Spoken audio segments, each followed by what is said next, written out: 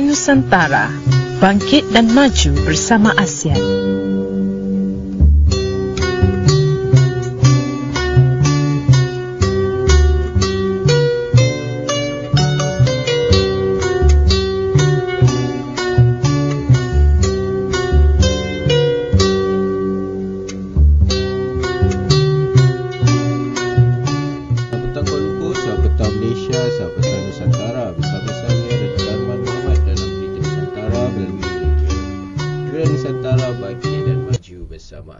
Hari ini 17 Februari bersamaan dengan hari Rabu, di mana saya akan mulakan dengan ramalan cuaca yang berlaku pada hari ini, iaitu pada siang hari ini dan pada petang hari ini juga diramalkan keadaan cerah dan berawan, dan pada sebelah malamnya pula masih sama, iaitu langit cerah dan juga sedikit berawan pada beberapa tempat di sekitar Kuala Lumpur. Dan saya teruskan pula dengan antara peristiwa atau sejarah yang menarik berlaku pada tarikh hari ini, iaitu 17 Februari bersamaan dengan hari Rabu. Dan yang pertama, 17 Februari juga merupakan hari kemerdekaan di Kosovo, di mana mereka pertama kali menyambut hari kemerdekaan pada tahun 2008. Parlimen Kosovo mengisytiharkan kemerdekaan daripada Serbia. Kosovo adalah sebuah kawasan yang dipertikaikan di rantau Balkan. Republik Kosovo, sebuah negara yang mengisytiharkan kemerdekaan sendiri dan menerima pengiktirafan sesetengah negara saja, dan menguasai kebanyakan wilayah secara de facto. Di samping pengusahaan terhadap Kosovo Utara, Serbia tidak mengiktiraf pemisahan Kosovo secara unilateral. Sebaliknya, menganggap Kosovo sebagai entiti tadbiran Pertubuhan Bangsa-Bangsa Bersatu di dalam wilayah kedaulatan Serbia, iaitu wilayah autonomi Kosovo dan Metohija. Dan menurut Perlembagaan Serbia 2006, Metohija adalah bahagian barat di seluruh wilayah berkenaan. Selamat menyambut hari kemerdekaan untuk negara Kosovo. Seterusnya, peristiwa yang berlaku pada tahun 1933, di mana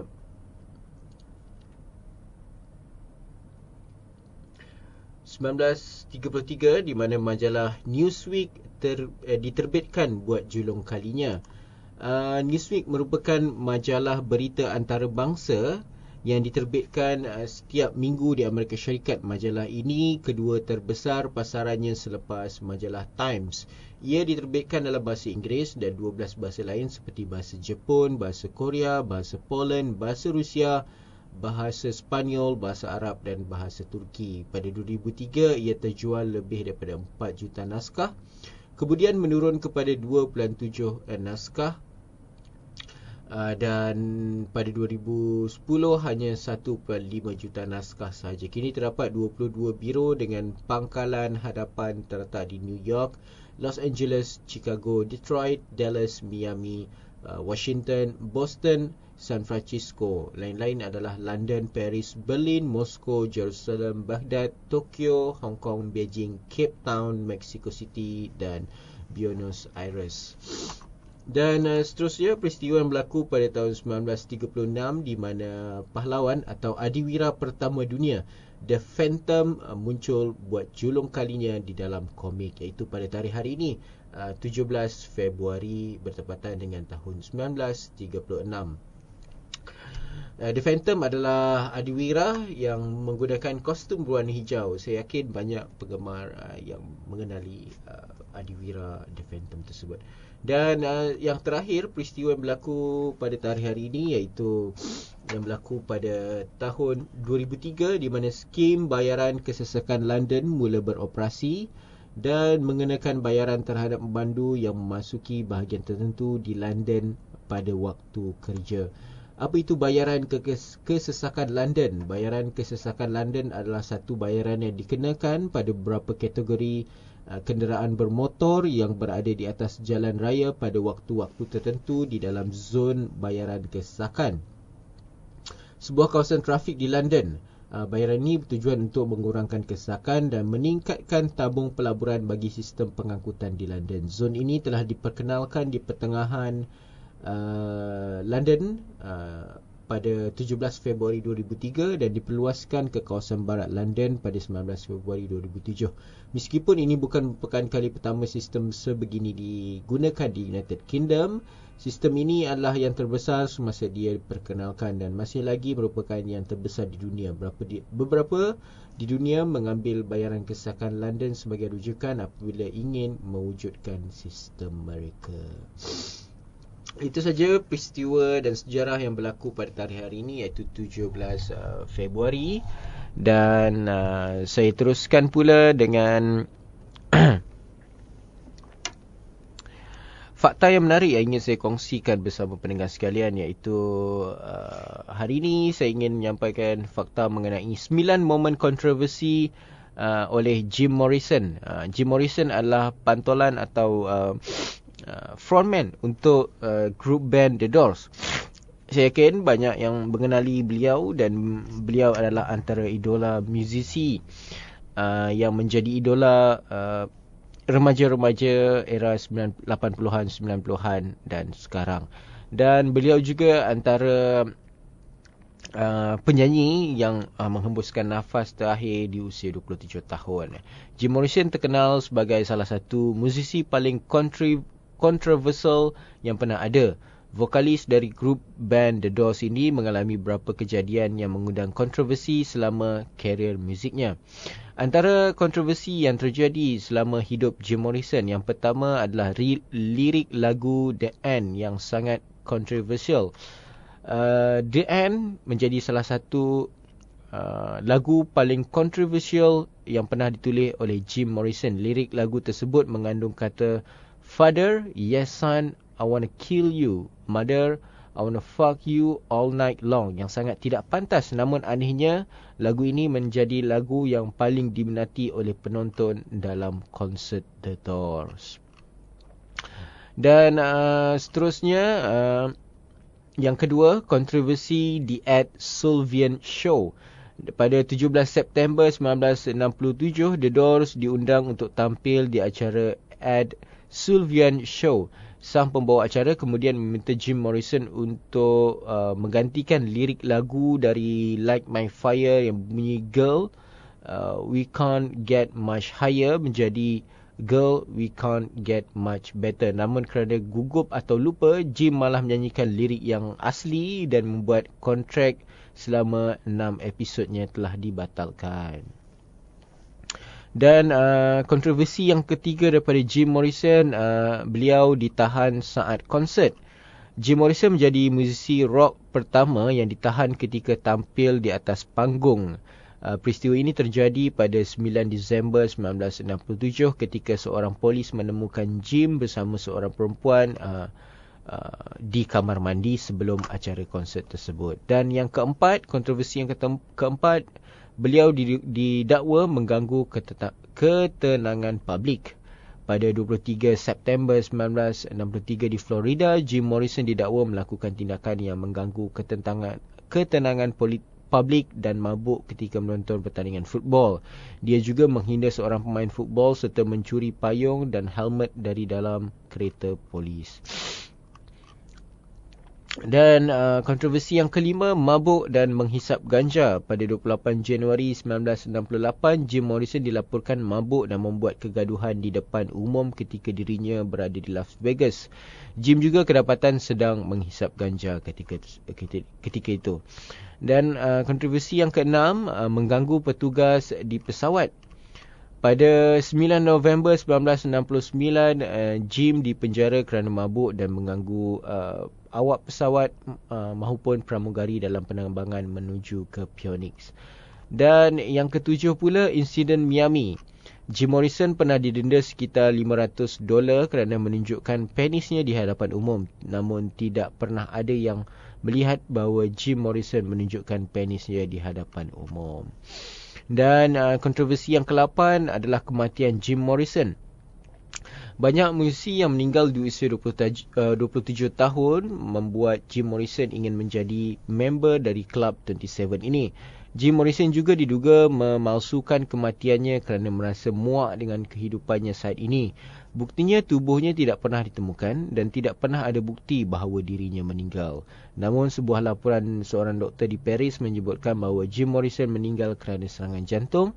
Tapi sebuah laporan berikutnya menyatakan dia mati kerana overdose heroin. Namun banyak yang percaya bahawa sang musisi mati bunuh diri kerana Jim bukanlah pecandu heroin. Dan yang kesembilan, yang terakhir, kontroversi dari Jim Morrison adalah kubur Jim Morrison. Sejak tahun 1971, makam Jim Morrison di Paris banyak dikunjungi pemuda yang berpesta narkoba atau dadah, melakukan hubungan seks atau sekadar memberi penghormatan untuk sang legenda. Pemerintah Perancis pernah merencanakan untuk menggusur makamnya.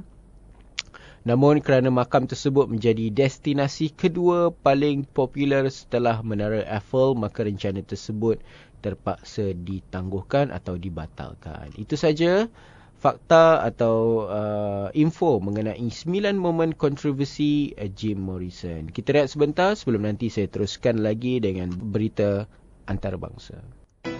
Berita Nusantara.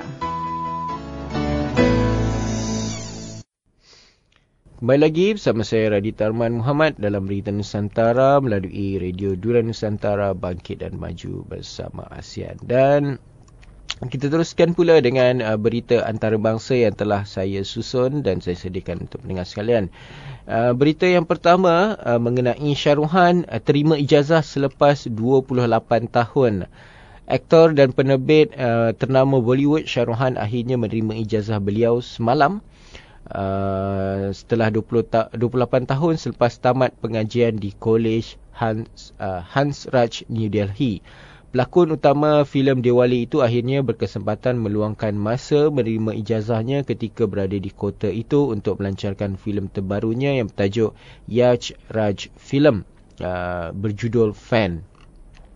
Ini adalah saat yang sungguh istimewa buat saya kerana kembali ke kolej yang saya tinggalkan pada tahun 1988. Satu perkara saja yang kurang, iaitu anak-anak saya tiada kerana saya mahu tunjukkan kepada mereka setiap sudut kolej tempat saya belajar, kata Shahruhan. Pengetua Kolej Hansraj, Rama Sharma, ketika menyampaikan ijazah itu berkata institusi itu sangat berbangga dengan pelajarnya bertaraf bintang itu. Shahruhan yang dilahirkan di Delhi menetap di kawasan terkenal di bandar itu termasuk Rajendra Nagar dan Gautam Nagar. Bintang filem Chennai Express itu pernah belajar di sekolah Saint Columbia dan memperoleh ijazah sarjana muda dalam bidang ekonomi di Hansraj University. Dan seterusnya berita dari Moskow di mana militan Rusia gunakan taktik Daesh. Sekumpulan militan Rusia melaksanakan hukuman ala kumpulan pengganas Daesh selepas menyeksa dan memukul seorang pengedar dadah yang kini dipercayai sudah mati. Hukuman itu berlaku di bandar Komunar di Donetsk Oblast, selatan Ukraine yang kini dikuasai pemberontak pro-Rusia. Satu rakaman video yang menunjukkan seorang lelaki diseksa dengan kejam di bandar itu menjadi viral di internet. Video itu menunjukkan seorang lelaki merayu supaya tidak dibunuh ketika diikat pada satu papan tanda kayu dan disebat beberapa kali dengan kabel elektrik. Belakang badan lelaki itu penuh dengan kesal lebam dan darah menunjukkan dia diseksa dalam tempoh yang lama sebelum video itu dirakam. Hukuman sebat dilakukan oleh militan yang dikenali sebagai Olkhon yang datang dari bandar Novosibirsk, tengah Rusia bagi membantu pemberontak pro-Rusia. Tolong berhenti, saya akan cakap apa yang kamu mahu. Saya akan hubungi seorang lagi pengedar dadah dan dia akan datang dengan membawa dadah, rayu lelaki berkenaan. Dia kemudiannya ditanya adakah dia mengaku menagih dadah, tapi lelaki itu menjawab tidak. Bagaimanapun, beberapa militan mendesak mengapa dia mempunyai nombor telefon pengedar dadah sekiranya dia bukannya penagih dadah, dan lelaki itu terus disebat. Individu yang merakam video penyiksaan itu kedengaran berkata, kami tidak memerlukan mahkamah dan hukuman, ini yang kami perlukan. Lelaki yang diseksa itu kemudian menjerit, saya bersumpah saya sudah memberitahu semuanya. Tuhan, saya tidak tahan lagi, saya mahu hidup, tolong dan tolong. Lelaki yang diseksa dengan kejam itu dilaporkan hilang dan kini dipercayai sudah mati. Video itu dimuat naik di internet oleh komuniti rasmi pemberontak Rusia di laman sosial Rusia iaitu lamanya V-Contractor. Dan berita seterusnya, berita daripada Tokyo, Jepun, iaitu seorang jururawat mencampak penghuni tua daripada balkoni. Seorang jururawat lelaki sebuah rumah jagaan orang tua ditahan semalam kerana mencampakkan seorang penghuni berusia 87 tahun dari balkoni yang membawa kematian kepada mangsa. Menurut jurucakap Jabatan Polis Wilayah Kanagawa, jururawat berusia 23 tahun itu iaitu Hayato Imai ditahan kerana disyaki membunuh Tamio Ushizawa di sebuah rumah jagaan di Kawasaki, selatan Tokyo pada November 2014. Polis percaya dia mangsa mati akibat kecederaan organ dalaman selepas dicampak Hayato dari balkoni di tingkat 4. Menurut laporan akhbar Asahi Shimbun, jururawat itu juga mengaku membunuh dua lagi penghuni berusia 80-an dan 90-an dengan cara yang sama pada tahun 2014. Memang saya membunuhnya, kata Hayato dan memberitahu polis mengenai kematian Tamio. Jururawat itu dipecat tahun lalu selepas ditahan kerana disyaki mencuri wang dan barang kemas dari bilik penghuni wanita. Dan yang terakhir, berita antarabangsa terakhir pula mengenai Mark Zuckerberg gajikan 16 pegawai peribadi di Los Angeles. Jutawan Facebook Mark Zuckerberg kini mempunyai 16 pegawai keselamatan peribadi di kediamannya susulan pelbagai ugutan daripada pengguna yang kurang stabil.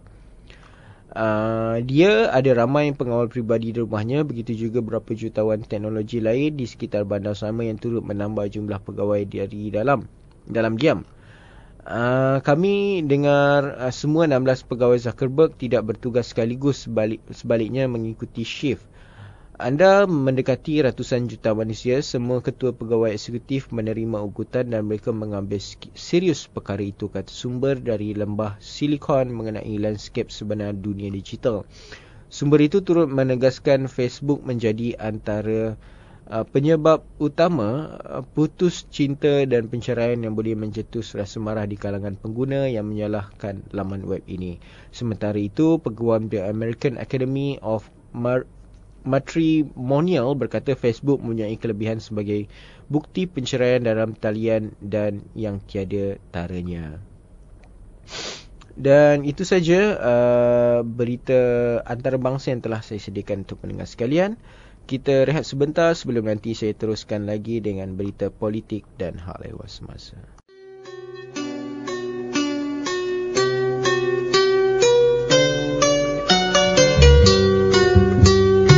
Durian Nusantara, bangkit dan maju bersama ASEAN.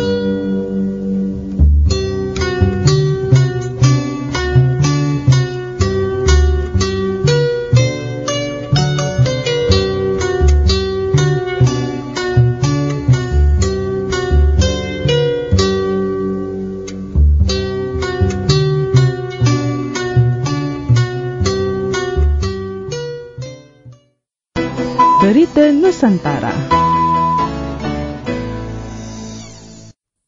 Kembali lagi bersama saya Radita Arman Muhammad dalam Berita Nusantara melalui Radio Durian Nusantara, bangkit dan maju bersama ASEAN. Hari ini 17 Februari bersamaan dengan Hari Rabu, dan saya teruskan pula dengan berita politik dan hal ehwal semasa yang telah saya sediakan untuk pendengar sekalian. Berita yang pertama mengenai Malaysia salurkan lebih daripada 900,000 bantuan pelarian Syria di Jordan dan Lebanon. Malaysia telah menyumbangkan lebih daripada RM900,000 bagi membantu pelarian Syria di Jordan yang kini berdepan dengan musim sejuk. Sumbangan berkenaan dijana menerusi tabung kesejahteraan kanak-kanak sedunia atau singkatannya GCWF dan kebajikan Tenaga Isteri-Isteri Menteri dan Timbalan Menteri atau singkatannya adalah Bakti. Kementerian Luar dalam satu kenyataan berkata Malaysia juga telah memberi sumbangan kemanusiaan seperti selimut dan susu tepung kepada kanak-kanak yang antaranya 100 keluarga pelarian Syria. Bantuan tersebut disampaikan oleh Duta Besar Malaysia ke Jordan iaitu Zakri Jaafar kepada setiap wakil keluarga pelarian pada 11 Februari yang lalu. Program pengagihan bantuan kemanusiaan kepada keluarga pelarian Syria yang lain dilaksanakan di sekitar Jordan bermula pada 13 Februari yang lalu. Kedutaan telah mendapat bantuan daripada Pertubuhan Kebajikan Khas Himit Jordan, iaitu singkatannya JHCO, bagi mengenal pasti ke keluarga-keluarga pelarian Syria yang tinggal di kalangan masyarakat Jordan, iaitu di luar daripada kem-kem pelarian untuk diberikan sumbangan ini. Program bantuan kemanusiaan ini adalah hasil inisiatif penaung GCWF dan yang dipertua bakti Datin Sri Rosmah Mansur. Dan berita seterusnya mengenai isu resis dan 3D Malaysia, di manakah budi bahasa kita, kata Syed Saddiq. Pendebat terbaik Asia iaitu Syed Saddiq Syed Abdul Rahman menyeru rakyat Malaysia untuk tidak merujuk mana-mana kaum ataupun bangsa dengan istilah menghina ketika menyuarakan hak asasi mereka. Menerusi akaun Facebooknya, Syed Saddiq berkata, tidak salah untuk rakyat menyuarakan pendapat tentang kemasukan 1.5 juta warga Bangladesh ke dalam negara. Tetapi menghina mereka tidak melambangkan nilai seorang rakyat Malaysia. Janganlah kita memanggil mereka dengan nama seperti bangsa perogol, perompak dan sampah. Jika kita berada di luar negara, kita tidak suka sikap resis. Kita saban hari berkongsi video mengenai Islamofobia di negara barat, tapi amat memalukan perbuatan tersebut dilakukan di tanah air kita sendiri. Di mana budi bahasa kita? Soal Syed Saddiq menerusi satu kenyataan Facebooknya dengan memberi contoh bahawa bukan semua warga Bangladesh melakukan kerja 3D. Syed Saddiq berkata rakan sebiliknya juga merupakan seorang pendebat adalah warga Bangladesh yang telah dianugerahkan gelaran juara debat Asia dan World Class Debaters. Tambah beliau, Muhammad Yunus, seorang usahawan sosial Bangladesh, pegawai bank, ahli ekonomi dan ketua masyarakat sivil, telah dianugerahkan hadiah Nobel keamanan untuk mengasaskan Grameen Bank dan merintis konsep mikrokredit dan pembiayaan mikro. Kedua-duanya adalah orang yang berbakat dari negara yang kebanyakannya daripada anda menggelar mereka sebagai bangsa perogol. Adakah anda suka dikutuk, dilabel dan dikeji ketika anda berada di negara asing untuk mendapatkan rezeki yang halal? Tanyanya lagi. Walaupun tidak menyokong idea kemasukan pekerja asing, Syed Saddiq berkata beliau tidak sama sekali akan memanggil mereka sebagai bangsa perompak kerana mereka juga adalah manusia.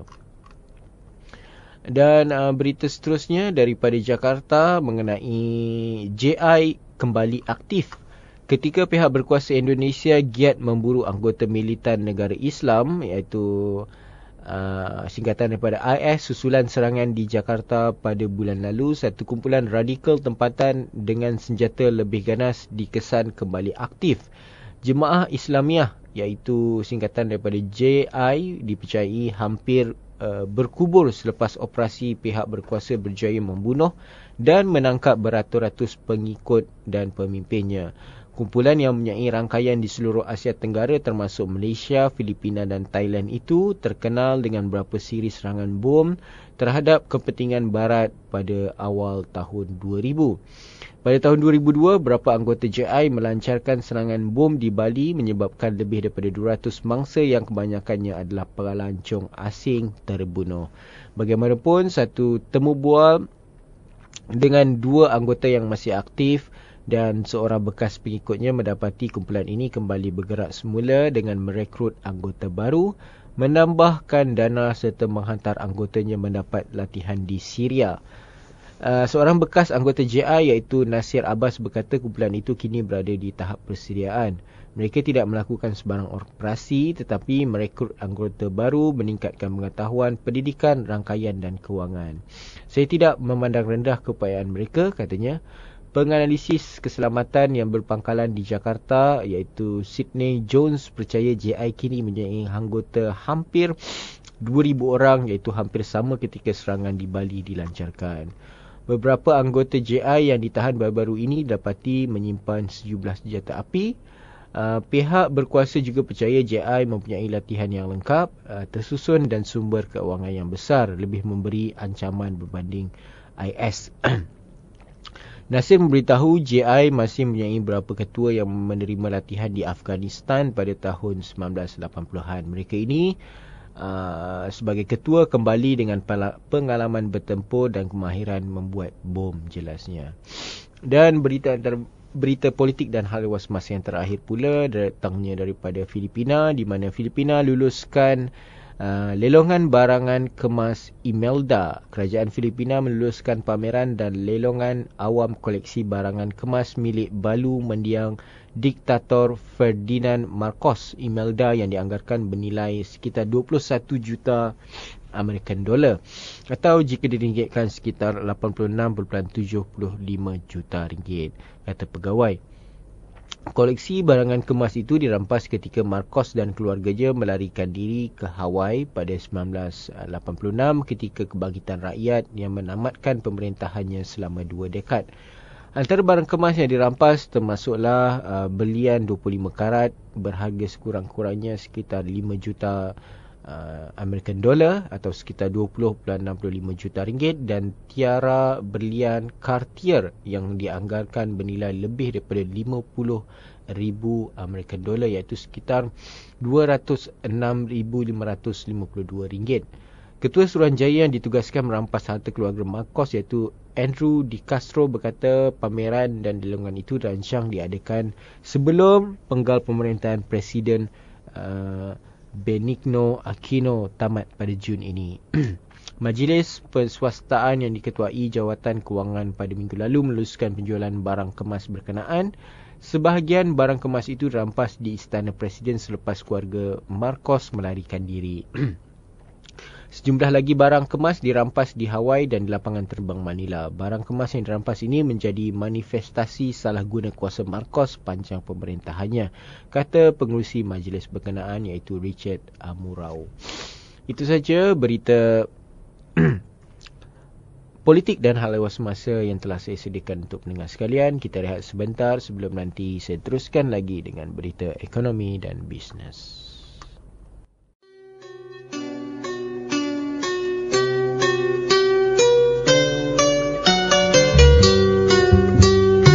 Durian Nusantara, bangkit dan maju bersama ASEAN.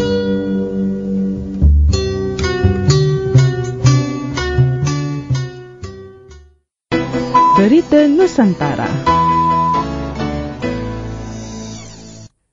Kembali lagi bersama saya Raditya Arman Muhammad dalam Berita Nusantara melalui Radio Durian Nusantara, bangkit dan maju bersama ASEAN. Hari ini 17 Februari bersamaan dengan Hari Rabu, dan saya teruskan lagi segmen ini dengan berita ekonomi dan bisnes pula yang telah saya sediakan, iaitu yang pertama, 3 fakta pasaran saham pasca cuti tahun baru. Cuti tahun baru China yang berlangsung kemarin. Pasaran Asia, Amerika dan Eropah menyaksikan kemerosotan sejak kebelakangan ini. Beberapa faktor mempengaruhi dagangan pasaran saham, antaranya kelemahan harga minyak, pertumbuhan perlahan China, saham perbankan Eropah yang lemah dan kemerosotan ekonomi Jepun. Berikut adalah 3 pengaruh pasaran untuk 2016 menurut Ketua Ekonomi IQI Group Shan Said. Yang pertama, dagangan di pasaran saham global dijangka terus menurun tahun ini. Menurut Shan, indeks utama pasaran saham global mungkin menyusut 40 hingga 50% menjelang akhir 2016. Tambahnya, ketidaktentuan yang disaksikan dalam pasaran ketiga ini akan berterusan di serata dunia. Tahun 2016 akan lebih mencabar berbanding 2015. Ketidaktentuan pasaran global akan berterusan bukan saja di Asia tapi juga di Amerika Syarikat dan juga Eropah. Yang kedua, nilai yuan dijangka menyusut 10% hingga 15% pada 2016. Shan berkata peningkatan nilai mata wang ini, iaitu nilai mata wang yuan pada 0.89% pada pagi Isnin hanya bersifat sementara. Beliau menjangka kerajaan China dan Bank Pusat China menggalakkan penyusutan nilai yuan untuk mencapai sasaran pertumbuhan keluaran dalam negara kasar KDNK pada 65%. Saya rasa kerajaan China harus menyemak semula strategi dan tidak memberi fokus yang berlebihan terhadap KDNK. Mereka seharusnya memberi fokus kepada pertumbuhan KDNK dipacu inflasi. KDNK dipacu inflasi boleh membantu ekonomi China untuk memastikan momentum pertumbuhan konsisten, perbelanjaan penggunaan berterusan dan membantu kemasukan pelaburan secara konsisten, kata Shan. Malaysia dijangka mencapai sasaran pertumbuhan KDNK 2016 yang ketiga. Menurut Shan, Malaysia dijangka mencapai sasaran pertumbuhan KDNK 5 hingga 5.2%. Shan berkata kerajaan berada di landasan yang betul dan ini akan bantu negara mencapai sasaran tersebut. Beliau turut yakin Malaysia akan mencapai sasaran KDNK menjelang akhir 2016. Jika harga minyak meningkat, ia akan membantu pertumbuhan ekonomi Malaysia secara lancar. Dan berita ekonomi dan bisnes yang kedua pula, iaitu berkenaan Gubernur baru belum diumumkan. Zeti yakin bank negara kekal kukuh. Hanya berbaki kira-kira 2 bulan sebelum kontraknya tamat pada April ini, Gubernur Bank Negara Tan Sri Dr. Zeti Akhtar Aziz masih enggan mendedahkan maklumat lanjut berkenaan penggantinya. Walau bagaimanapun, beliau berkata pengumuman tersebut bakal dilaksanakan. Anda akan dimaklumkan apabila tiba masanya kerana ia sesuatu yang pasti dan akan berlaku. Ada proses pemilihan gubernur baru yang perlu diikuti. Jika anda semua perlu bersabar buat masa sekarang, katanya ketika melancarkan platform akaun bersepadu IAP, sebuah platform pelaburan perbankan Islam baru di bangunan Sasana Kijang. Beliau mengulangi bahawa proses pemilihan gubernur baru mengambil tempoh sedemikian lama kerana dilakukan dengan teliti dan mendalam. Ini bagi memastikan pengganti beliau mempunyai kelayakan yang diperlukan di samping memenuhi semua kriteria yang diperlukan. Beliau juga menambah walau siapa pun yang dipilih menggantikannya menerusi Bank Pusat, rakyat tidak perlu gusar kerana bank negara kekal kukuh sebagai sebuah institusi kewangan. Sebagai sebuah institusi, Bank Pusat mempunyai kekuatan dan daya tahan yang baik, tambah Zeti. Mengulas mengenai aspek kebebasan Bank Pusat ekoran pelantikan gubernur baru, Zeti menzahirkan keyakinan beliau bahawa bank negara akan kekal sebagai entiti bebas dan berintegriti tinggi. Kebebasan kami adalah kebebasan secara organisasi secara keseluruhannya. Saya akan meraju Bank Pusat sepanjang kepimpinan 5 Menteri Kewangan dan 3 Perdana Menteri. Saya telah menikmati kebebasan ini sepanjang tempoh tersebut. Saya jangka ia akan berterusan walaupun selepas ini saya meninggalkan Bank Pusat, kata beliau.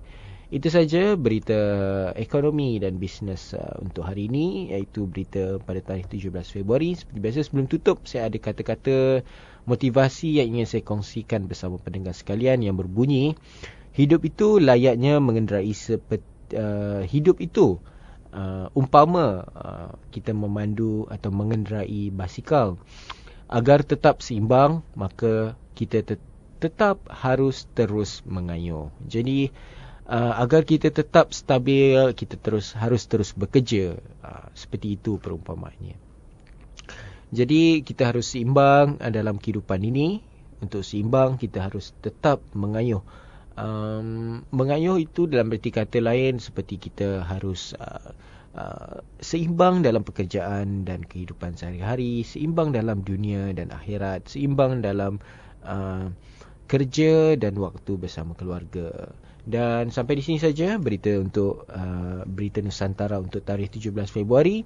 Kita jumpa lagi besok dalam waktu yang sama. Salam daripada saya, Radhi Tarman Muhammad. Sampai jumpa besok. Salam cinta Nusantara, salam cinta damai. Assalamualaikum.